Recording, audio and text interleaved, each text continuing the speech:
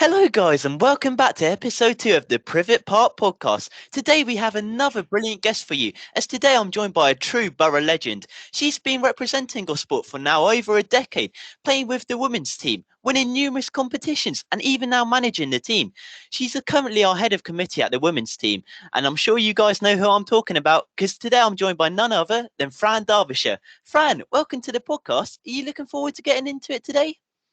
Hey, I am indeed actually. Looking forward to get our point of view across. So it'll be good. Well, it's taken a while to get into it, but I'm sure all the viewers are looking forward to it because even I'm buzzing for this. But let's roll back the years first of all. Can you just tell us your early football memories and how you actually got into the game? So I started playing from a very young age, but at that time, back in the day, there wasn't many girls' teams, so I was playing in mixed boys' teams for quite a lot. I don't think I played in a fully girls' team until school and about the age of 12, 14. Um, so that's when I really took off and got into it more and more. However, I then stepped away from playing football as my main focus. I then joined the army. I still played football on the side, and then that's how I got into playing for Gosport Borough in 2008, I think it was. It's coming back to me as that.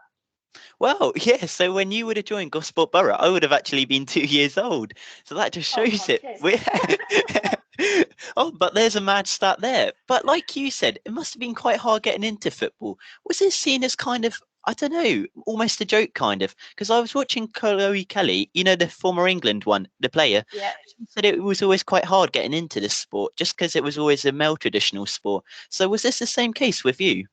Oh, massively. It was always hard and get laughed at and joked at in the playground, and until I actually went and played with the boys in the playground and took the ball around quite a few of them, and then they were like, "Oh, okay, Frank can play." But I think a lot of girls experienced that back in our day, in the younger days. It was always frowned upon, really, for girls to be playing football. And even at school, the boys would go play football and the girls would have to go do netball. You didn't really get a choice back then, but I think it's changing now. Yeah, definitely. I think we'll talk about a bit later how the Lionesses helped change it as well. But really, when you were growing up, how did you actually get into it then? Was it TV matches or was it actually just your love of the game, just kicking around the football? I think it was the love of the game. I watched football whenever I could. I'd be in the park playing football because obviously we didn't have phones or Xboxes back then. I'm making it sound like I'm really old. We'd be out playing on the park until the lights came on, playing football the whole time. So when was it you actually realised you wanted to start doing it, maybe a bit more professionally, try playing for Gosport and a bit more competition perhaps? Probably when I was about 12 is when I started to get quite into it. I then played for Pompey under 15s. Dave Petcombe back in the day was our manager. I played for Portsmouth University under 16s. And then from there, a lot of girls went on to scholarships in America because that was the in thing. Whereas I then joined the army. So stuck around to play competitive in the local area. So, in a way, you mentioned the army there, and that's kind of another masculine thing. So, getting into the army, did this kind of help with your confidence involving football as well? I think, yeah, I could say I was quite tough. Say what I put up with growing up as being frowned upon for playing football. That joining the army didn't phase me. Again, I was one of very few females. The cohort's probably one female to about 30, 40 men. But I was all right Wow, with that. really? I was used to playing football, so no different to me. So, did you almost kind of enjoy taking this challenge on, kind of subverting this stereotype? Yeah, I guess I kind of like proving a point that I could do it just as well as the boys. I could do it just as well as the men. So I've always had that mindset that I can do it just as well. Yeah, and then you mentioned you played for Pompey a bit there, the academy team. And I'm guessing even academy football, like teams like Pompey, even teams like the bigger teams like Arsenal, Man City women's, they weren't getting the broadcast and they weren't getting the fans. So it must have been nearly impossible to find a non-league team to play for. Yeah, I think that's kind of why I went into the army route because at the time there wasn't really much option to progress in women's football unless you got that scholarship to America. So I sort of turned my views and joined the army and got a career out of that instead. So looking at it now, do you think it could have almost been a different story if you were playing now? Maybe you could have taken it a bit more professionally. Yeah, I don't want to be one of those people that could have, would have, but who knows if things are how they are now, it could well have been a different story. And then the bit I'm looking forward to speaking to you about is joining Gosport. How did this actually come along? So yeah, it was just joined the army. I was playing for Moneyfields Women, and then I became friends with quite a lot of the Gosport girls and started to play for them. And we had a really good team. I think we got to step 5 in the Yeah, women's yeah. ladder. Southern Premier, I think we got quite high. So yeah, I really enjoyed playing for Gosport, and I've never looked back. I've never really gone elsewhere since I came to Gosport. Well, I think it kind of kicked off quite early, didn't it? Because you were kind of already sudden, like winning competitions. So I think your first competition win, I think it was a Hampshire Cup. And can you just tell us a bit about that win, winning your first bit of silverware? Yeah, it felt good and nice to sort of prove people wrong that we can do it. Little old Gosport team, and we've gone on since then to win lots of silverware, as the ladies have. And then winning this first bit, was it kind of a statement almost? You've kind of got this competition you won, and then you wanted more. You wanted to keep going for it. Yeah, I think it definitely helped. It helped getting more sponsorship and getting people aware of the women's game. And then I think we went on to back-to-back promotions back then as well, same as what we're doing now. So it's just all about profiling, and I think that helped winning that silverware. Well, I was reading somewhere, I think you won a Hampshire Cup the same year the men's team won it as well. I think it was at AFC Yeah. Porchester's ground. It couldn't have really been a much better year for Gosport, could it? No, yeah, I remember that very well. I think Crazy Gang days, I think. But yeah, there was a picture actually of us with the trophy, and then the men's with the trophy as Yeah, well. that's So the one I found. Yeah, because it must have just been incredible when it's so. Yeah, because you won it with the men's team. And then did you kind of recognise you were starting to get a similar, almost amount of appreciation for winning? yeah, I mean, at that time as well, Benno, he used to come and watch some of our games, so it did raise a lot of eyebrows, and were aware of the women's game more and more, and we felt more appreciated. So it was really good times. And then speaking about that, did you always find you had quite a good relationship with the men's? So I think you and the women's team actually went to go and see the men's at the final. Yeah, we did. We took. I remember good old little Gosport Borough at Wembley. We went.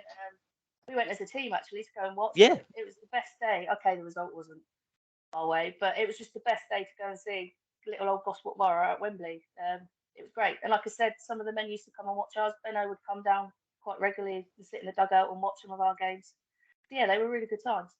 And you mentioned having this good connection with the club. So would you say Gosport's always been quite a family-run club? It's always about friends and family rather than taking things too seriously, perhaps.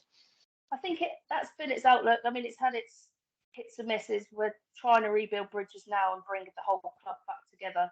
Um, it's getting there. I think we're getting in the right way. I've sat down with Mark and had many conversations. We've got the biggest youth set up in the area, the biggest lady set up in the area, one of the best men's team in the area. It's just about combining it now and keeping that family ethos. Yeah, definitely, 100%. I will speak a bit about that later. But I think it was 2017, I've got it in my notes. But I think this was arguably your best season because you won the double, didn't you? You won the Hampshire Cup and you got a promotion. Surely things We couldn't have did. got much better from that point on. Well, no, they couldn't have. But then I think different people were at different phases of their lives. Some people going off to have children, so the team sort of went its separate ways from them. But that was probably the highlight, doing the double. It was great. So was this actually your first experience with winning a league? Or had you won one before and got promotion before? I think we'd won one before, but I think this was the first double we'd ever done. And then also, this was your second Hampshire Cup, I think. So is it still special winning numerous Hampshire Cups, or does it kind of feel just as nice as the first time? Every time feels amazing. I mean, I think one of the finals we beat Gosport Falcons in. I remember it was played at Yeah. Privett Park. Um, the sprinklers came on halfway through the game, but they still say it was planned. It wasn't. But we beat them in that cup final, and that was probably the best feeling, beating your local rivals in a cup final. Yeah, Um, because we'll but yeah, speak about that bit later as well. Because I'm pretty sure you did them in the league. I think it was this year as well. And I'm looking forward to speaking about that one because we've got a good story there. But yeah, winning the league, yeah, I think winning a league, it's always kind of hard. Because I was speaking to Justin Bennett and he always found when he got promoted, the teams always had to kind of almost modify to suit the new league. So you get people join, people come out. Did you find quite a few people had to come out during this time just to kind of like look after themselves? yeah. I mean, we're experiencing it now that players come and go, um, and each league is different. You have to adapt to the league. How teams play is different. Like we're in Division 1 this year. It's a lot harder and tougher than say Division 3. So we have to adapt our game sometimes to how the league plays. Yeah, and then obviously you took a bit of a break from gospel, and I think you kind of focused more on the army, and I think you joined a team called the Royal Engineers. So can you just tell us a bit about that? Yeah, so within the army, section of the army is called a corps. They have their own teams. So I then got back into it by coaching and playing for the Royal Engineers, which was my army team. And then I got back into coaching and managing Gosport at the same time. So I think I had a 2-year break from football. Yeah, because in that 2-year break, I think you actually took on a new sport, and I think it involved cycling. And I am quite Yeah, looking forward to speaking about that because you did very well in that. I think it was I did, 2017, yeah. your first race. And can you just tell us how you got into this sport as well? So at the time, I kept getting the same ankle injury over and over again in football. I'd recover, come back, and it would go again. So I needed something that was non-impact but could still get my fitness up and keep that addictive drive. And then I found cycling, and that was it. It just took off. I was racing for the army team at national events across the country, so it just really took off. So did you kind of find you were almost swapping football for cycling, kind of taking on this new passion, one you found a new love for? Yeah, in a way, I'd stepped away from football for a year to really focus on the cycling and give that a real good go because it was arduous. I was training 6 days a week. I had a Yeah. coach, and any time I wasn't on the bike, the feet were up resting, so it was quite intense. And then I think it was 2018, you actually got selected for the Army women's team. This must have been quite a big milestone for you, a big accomplishment. Not many people can say they've done that. No, not me. And to get selected so quick as well. So I think I did it within a year. So that was a huge achievement, and I'm still really proud of what I've achieved at Army Cycling now. So how did this actually come along? Did you get scouted? Did the Army know about you? Did you have to do trials? Or was it something like that? It was a bit of both, a bit of scouting, and then the Army put on some races, and then you would go and race, and then the Army team would sort of look and scout you from there. So they spotted me from there, and then that was it. From then, I was in the Army team. Well, like you said, it helps if you have a passion almost and you're enjoying it. And then I think one of your highlights with cycling must have come in 2020 when you were actually traveling around Cyprus in the nice warm weather, cycling. It couldn't have got much better again, could it? Uh, Especially the best thing about the Army is the sport. You get paid to play sport, which we really don't get outside of the Army. So getting paid to go to Cyprus to ride my bike and train for a few weeks, that was pretty special when Oh, it's I raining would have back in loved it. England. Exactly. I was just about to say that. Must have been nice just to escape the British weather, let alone go to Cyprus. Oh, I'd Yeah, love it this exactly. time, especially with the weather outside now. Nice little Yeah. holiday to Cyprus. How nice would it be?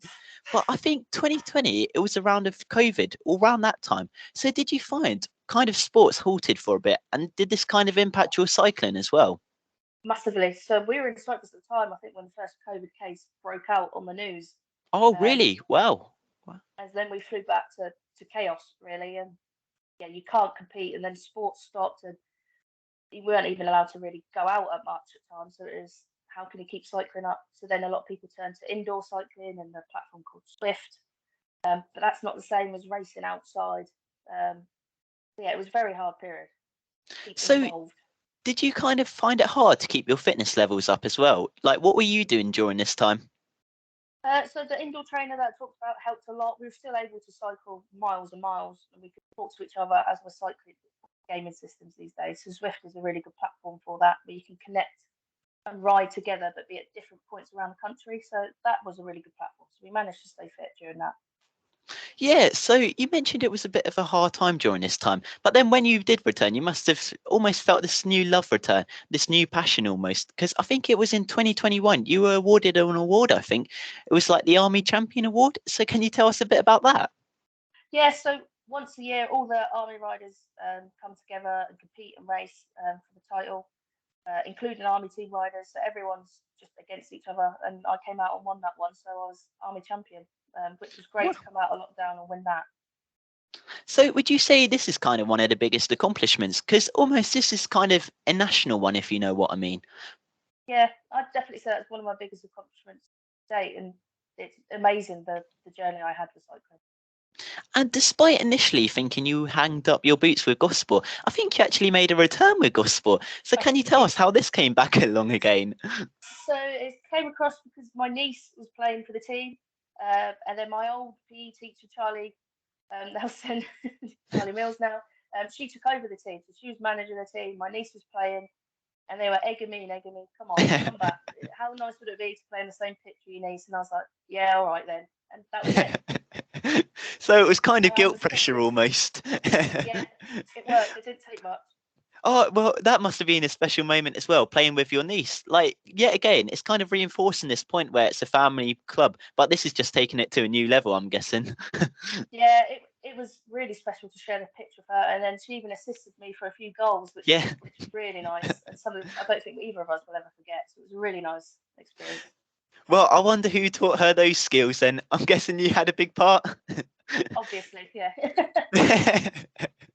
No, but this just must have been a special moment because I think it was this season as well. Gosport yet again started to kick off again. Because was it this year you won the league again? Yep. So not only did we win the league, but we won every single game in the league campaign, and we didn't drop a point. And I think we remain one of the only teams across all the leagues to have done that for quite a while. Um, Even now, we still hold that. So that was a really good season. And then I've always wondered, like, this winning mentality, how does it actually start? Does it start from the managers? Does it start from the players? Like, how do you actually conjure this feeling? I think it's a bit of both. So I've experienced the player perspective and the manager perspective. I think you need both. The players have to want to win and want to be there, but the manager has to instill that winning mentality as well. It's got to be both. So do you feel the players kind of just, you have to hype them up almost to achieve the best out of them? I'm quite lucky with my group of players. I don't have to do that too much. They're quite self-minded like that, but obviously we can help them as much as I can. Well, I think you've kind of got to have this winning mentality and also have the experience as well. And you definitely had the experience along the lines because I think you played for the emergency five-a-side team because I was reading a bit about Yeah. that. And that's another big thing as well. Can you just tell us a bit Yeah, about that and what that is actually yeah. about?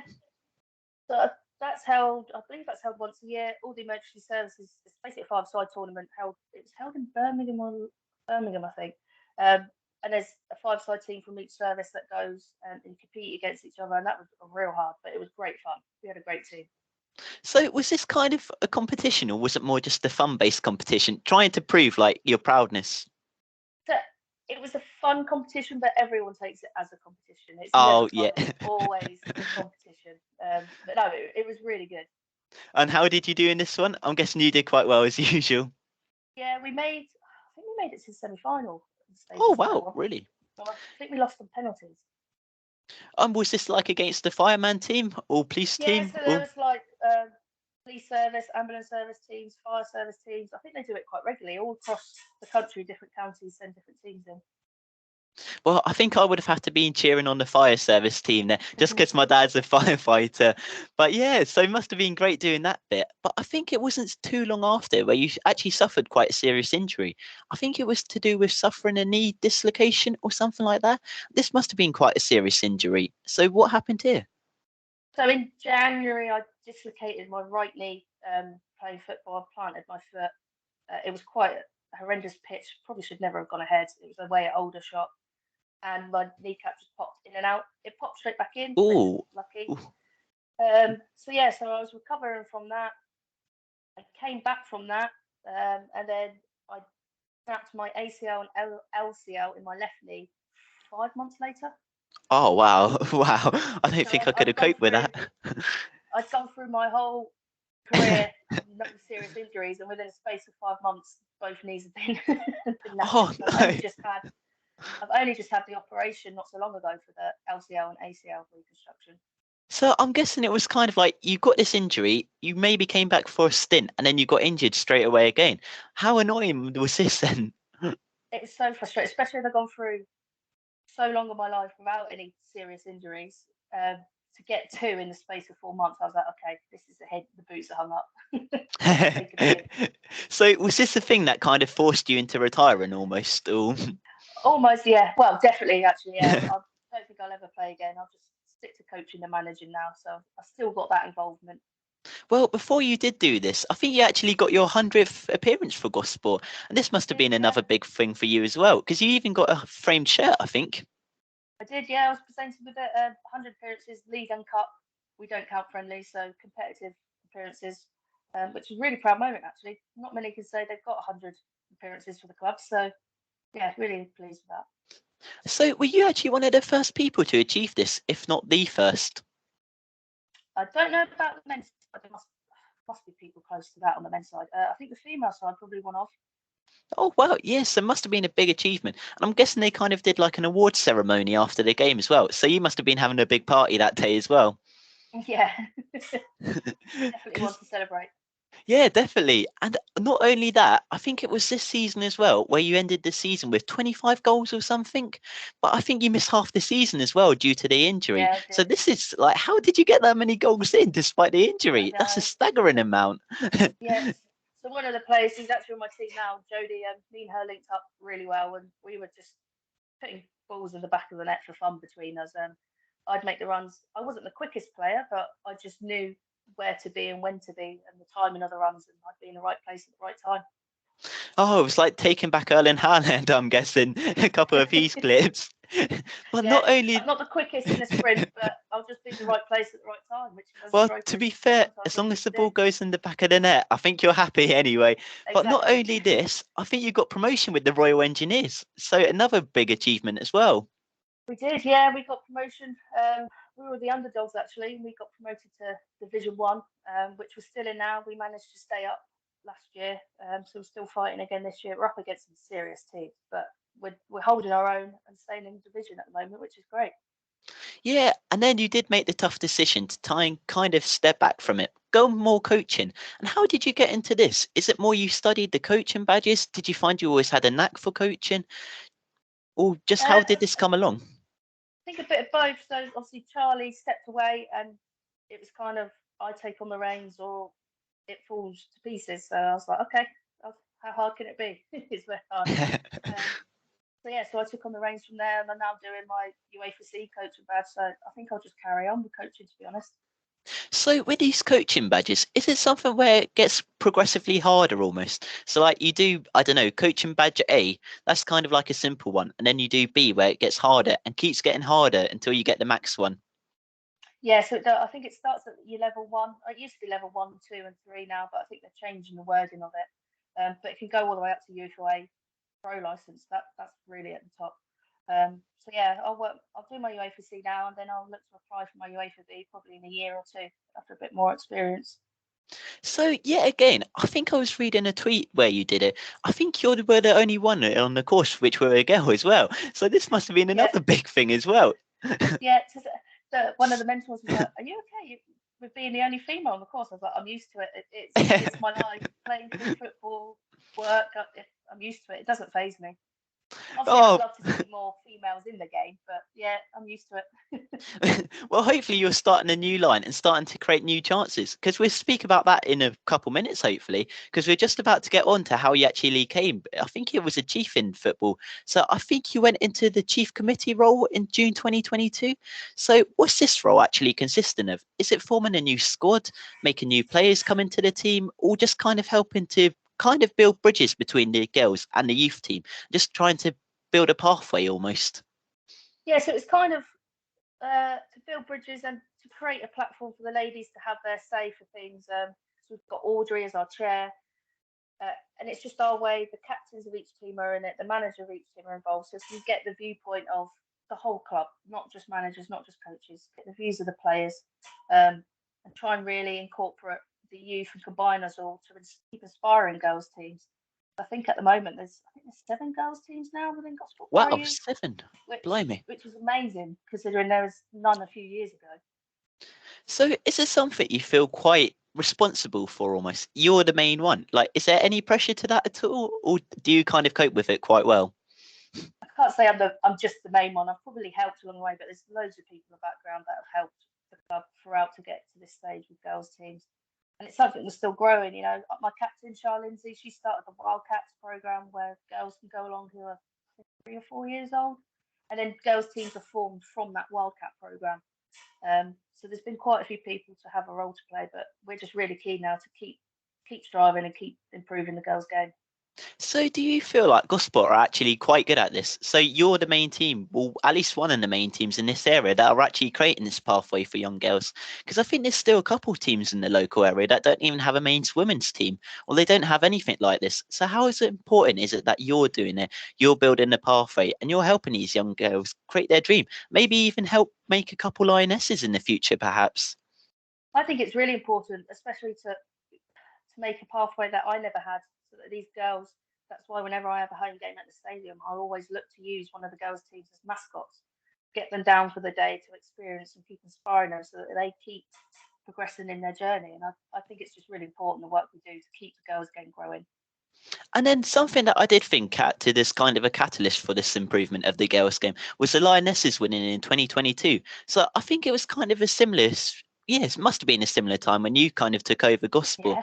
So did you kind of notice the changing like female football at that point? Did you find more people were starting to come down, watch games, and even more of the smaller kids wanting to join the girls' teams? Oh, massively. So I think we had 2 teams, and now we've got 3 teams, and we've even spoke about possibly having to set up a 4th team because there's just so many, which is amazing, wanting to get involved and have a go. Whereas we have a pathway here where we have a development set up. So ladies that have never played before come along and just try and have a go, and they won't feel pressured or intimidated by the other main teams as such. Not a lot, hardly any other women team has that set up. They either have the first team or reserves. They don't have that development area that we do. But the game has grown massively thanks to the Lionesses. The fact that we've got 3 teams and we've thought about a 4th is phenomenal. Yeah, well, they definitely did it. And they also got to the semi-finals, I think, this year with the World Cup. So did this kind of act as another spark for the women's game? Do you feel like this Lionesses team is going to keep getting better, building more players joining into the team? And even the WSL, maybe that kind of helps as well, with the more games being broadcasted every year. And that's it. By no means is the women's game the same as the men's game yet. It's just not. It's still different, but it's growing. It's going in the right direction.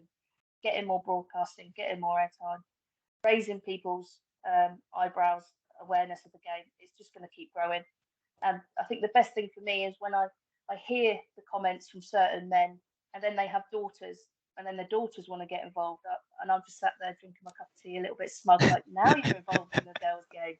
So it's here to stay, whether people like it or not. The women's game's here to stay. The girls' game's growing, and it's going to keep growing. Well, I think one of the standing points involving the girls' scheme at Gosport was actually the first game back when you returned to Privett Park, because I think the girls actually returned to a crowd of over like 400, or it was a big number. I can't remember the exact number now, but this must But have been incredible. I think that was our game against Falcons last year. Yeah. It was a cup game, and the crowd was amazing. We couldn't really believe what we were seeing. It was brilliant. And it's still growing now. Even at games, I see some people at our games. I'm like, oh wow, like it's not just family members coming to watch now. We've got people from around the corner that are genuinely interested just coming to watch now, which is great. Well, you definitely treated the fans to a good game there against the Falcons, because I'm pretty sure you were the only team in the whole league who actually took points against them. And I think, did this kind of set up the final league game where you already knew you kind of had promotion there? So the team we only took points. The only team we took points off was Havant, but we had a really good battle with Falcons. It was Havant won the league, but we were the only team to take points off them. However, it was between us and Falcons for that second promotion point. We beat them at home in the cup. They beat us at home in the league, and then a week later we went to their place and we beat them 5-0 on the last day of the season. So that was an amazing feeling to get the final say, get the final promotion over our local rivals with a 5-0 victory. It was brilliant. Well, like you said, it couldn't have gone much better, could it? Winning against the rivals as well. Because I was watching a couple clips on the game. I've just seen loads of little young girls, and I think a couple of older girls, more teenagers. Like they were asking you for high fives. They were walking out with you on the pitch. They were asking like for autographs as well. So was this kind of your like reflection of like you kind of made it? It's kind of your taste of being what could have been like that sliding doors moment almost. Yeah, it was a real nice feeling, and it's really nice to feel appreciated and valued by the local girls and people watching on. But yeah, it's great. I can't deny it. Well, I think you're notorious for managing the main women's team, but like you said, you do loads of different bits, so you manage quite a few different teams. And I think you're in charge of over 60 players, so you gave 60 females a women's shirt, and you actually allowed them to play their first couple games with Gosport. So do you ever feel quite proud of this as well? And do you actually ever reflect how impressive that is? I think the end of each season, especially this season just gone, I sat down and thought, wow, we've just catered for 60 women have worn the Borough shirt at some point this year, whether it's first team, reserves, development. And that was a real achievement to look back. The stress and the grey hairs it's caused, it's worth it to see how much it's growing and continuing to grow. And then this growth, I'm guessing it can only improve, surely. Like, what can you do, Gosport and other local teams in the non-league area, that can help improve the women's game? Maybe get more girls on board, start more youth academies, or what would your advice be? I've definitely started more girls' team. You need that youth system. I've seen the amazing work Joe and Pat have done with the Centre of Excellence, and I'd love there to be a Centre of Excellence just for girls. Uh, that would be the dream, but that's a way off yet. But yeah, I'd love to be able to do something like that. But most importantly, getting girls involved at all age groups and trying to get as many girls' teams as we can to keep that pathway growing, and then take the first team as high as I can in the step ladder. So, your future, does it rely on Gosport? So, do you think you'll be with Gosport now for a couple more years, or could you see like quite a long period with Gosport now? I'd like to think I'd be with Gosport for quite a long period, keep it settled, keep it growing, and then who knows what happens in the future. Oh, exactly. Yeah. Well, hopefully a good future. And also, before we end, I just want to speak a bit about the men's team as well, because you're a big men's fan as well. And I Yeah. just want to ask you, how do you think the season's going? It can't really look much better, can it, at the moment? No, I mean, last year I was sat at games in the rain and I felt the gloom, and I was like, oh, why do I come? But you come because you're a fan and you're there for the highs and the lows, and then no one expected this year. I mean, everyone, I know of Joe and Pat and the work they've done at the Centre of Excellence. My nephew played for them. They're amazing coaches, and I knew we'd be all right. And to see the start they've done, they're getting local in, they're getting youth in. It's just such a feel good vibe at the minute, and I love going to the games. The vibe around the stadium at the minute. I mean, the attendances speak for themselves. Like, what other teams in our league get like 900, 1,000 at home games? It's really good. Well, the good thing is, I think it just looks as though everything's going to plan, really. It looks as though, as a whole, Gosport's kind of in our golden years at the moment. Do you kind of reflect the same way? I think so. I think we're in a really lucky place at the moment. Hopefully, it still keeps going our way. The ladies' game keep growing. Men keep having a brilliant season, and who knows where we could be at the end of the season. Well, Fran, it's been excellent speaking to you. And do you have any final words to the viewers? No, all I'll say is if you are interested in coming down to watch the ladies' games, please do. It's free entry for us because I'm just trying to grow the game. I'm not about making profit. I just want people to come and watch and enjoy it. Bring your daughters, come see. Well, 100%. If you're a young girl watching this, make sure to join Fran. And maybe one day you could be a pro lioness as well. But Fran, I think you know how to end the podcast. Can you say the final words? Up the borough. Up the borough. Final words from me. Up the borough.